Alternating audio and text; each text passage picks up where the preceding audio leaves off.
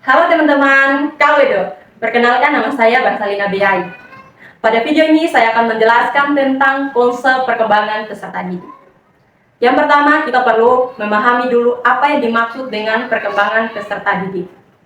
Perkembangan peserta didik adalah proses perubahan yang terjadi pada diri anak atau siswa secara bertahap dari waktu ke waktu, baik dari segi fisik, secara berpikir, emosi, maupun sosialnya.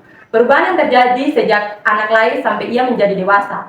Artinya, setiap peserta didik akan mengalami perkembangan. Namun, perkembangan setiap anak tidak selalu sama, karena dipengaruhi oleh beberapa faktor seperti faktor lingkungan, faktor keluarga, sekolah, teman sebaya, dan juga pengalaman belajar. Nah, saya akan membahas tentang yang pertama, pengertian perkembangan peserta didik.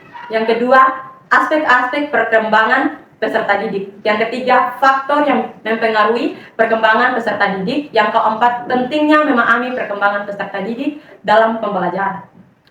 Yang berikut, pengertian perkembangan peserta didik. Perkembangan peserta didik adalah proses perubahan yang terjadi pada diri seseorang atau individu secara bertahap dan berkesinambungan dari masa anak-anak hingga dewasa. Perubahan tersebut meliputi berbagai aspek kehidupan seperti fisik, kognitif, cara berpikir, emosional, sosial, moral, dan bahasa. Perkembangan tidak terjadi secara tiba-tiba, tetapi melalui tahap-tahap tertentu sesuai dengan usia dan pengalaman yang dialami oleh peserta didik. Setiap anak memiliki kecepatan perkembangan yang berbeda-beda karena dipengaruhi oleh faktor bawaan atau genetik dan lingkungan tempat ia tumbuh.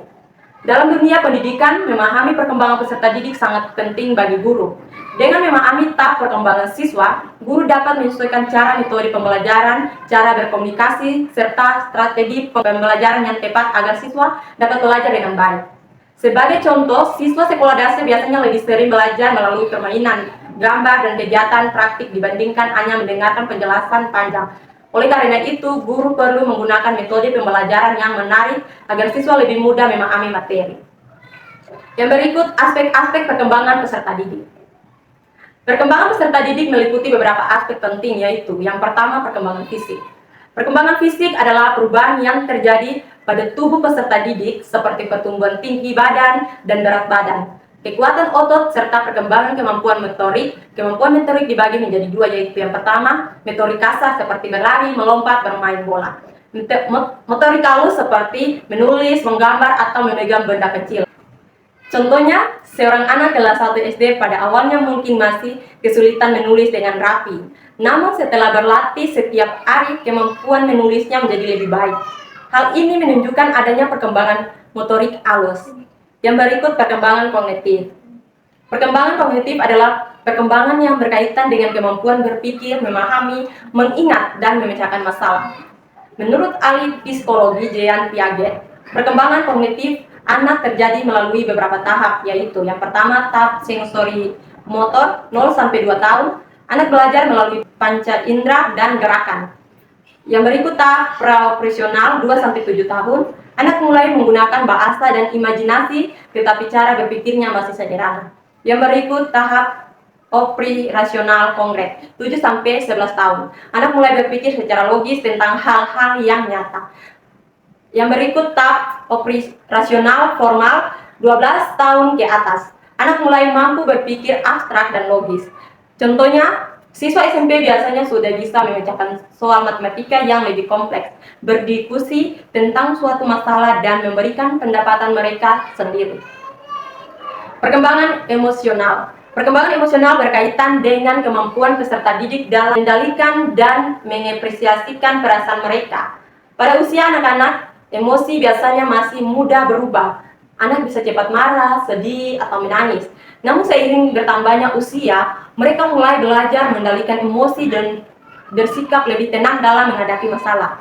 Contohnya, seorang siswa yang kalah dalam lomba, awalnya mereka sedih atau kecewa. Namun dengan bimbingan guru dan orang tua, ia belajar menerima kekalahan dan mencoba lebih baik lagi di kesempatan berikutnya. Perkembangan sosial. Perkembangan sosial adalah kemampuan peserta didik untuk berinteraksi dan berhubungan dengan orang lain seperti teman, guru, dan keluarga. Melalui perkembangan sosial, anak belajar tentang kerjasama, menghargai orang lain, berbagai, dan mematuhi aturan. Contohnya, ketika siswa bekerja dalam kelompok untuk mengerjakan tugas sekolah, Mereka belajar untuk berdiskusi, berbagi tugas, dan saling membantu. Yang berikut perkembangan moral. Perkembangan moral berkaitan dengan kemampuan peserta didik untuk memahami nilai-nilai benaran dan salah serta menerapkannya dalam kehidupan sehari-hari.